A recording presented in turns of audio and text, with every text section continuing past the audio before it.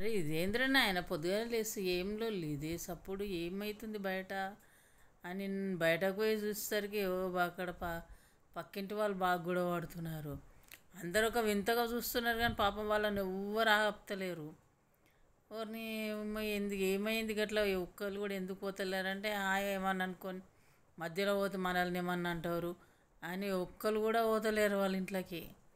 కానీ నేను మాత్రం ధైర్యం చేసిన, పాపం గంతగానం కొడుతున్నాడు ఆమెను అని ఎందుకు పొయ్యి ఆపాలి భయమా అని పోయి అడుగు పెట్టిన నిన్ను వాళ్ళు రమ్మన్నారు, వీళ్ళు ఎవ్వరు రాంది నువ్వెందుకు వచ్చినావు అని మళ్ళీ ఉల్టా క్వశ్చన్ నన్నే అడుగుతున్నారు. పాపం పోనని పోతే అంటే లేదు అట్లా కొట్టొద్దు కదా పాపం అని అంటే ఏంది పాపం అని నన్నే చింతపండు గుద్దినట్టు మొత్తం గుద్దీరు మొత్తం చింతపండు చేసిర్రు ఇక నన్ను. ఇక మళ్ళీ పోతానే ఇంకా మళ్ళీ బుద్ధి లేక ఇంకా మళ్ళీ ఎవరైనా కొట్లాడితే పోతానా? అందరు వాళ్ళ ఇంటికి పోయి అరచకపోయేది పోయి అందరు వచ్చి మా ఇంటికి వచ్చి నన్ను అరచకపోతున్నారు. ఇది ఇది ఎక్కడ నన్ను ఉందా పాపం అని అంటే అదే అంటారు చూడు, పాపం అంటే 10 ఏళ్ళ గాచారం చుట్టుకుంటుంది అని. అందుకే ఎవరిని పాపం అనొద్దు, కొట్టుకుంటోని కొట్టుకొని ఇవ్వాలి, తిట్టుకొని ఇవ్వాలి, తన్నుకొని ఇవ్వాలి. చూస్తుండాలి మనం ఆట అంతే. మధ్యలోకి పోతే మళ్ళీ మధ్యలో మనకే తగులుతాయి. అందుకే మధ్యలోకి పోవద్దు. అరే పాపం నీ అమ్మ ఎవరు పోతలేరు కదా నేను పోతే నా నన్నే అంటారు వాళ్ళు. ఇక మళ్ళీ కొట్టుకొని ఇంకా 2 పోసేస్తా, కొట్టుకోరు బిడ్డ కొట్టుకోరు, ఇంకా 2 ఎక్కించి చెప్పి వస్తాను, ఇక కొట్టుకోరు బిడ్డ కొట్టుకోరు అనుకోరు. మళ్ళీ కొట్టుకున్నప్పుడులో మళ్ళీ కొట్టుకుంటూనే ఉండాలి ఇక వాళ్ళు ఇక ఎప్పటికిగా.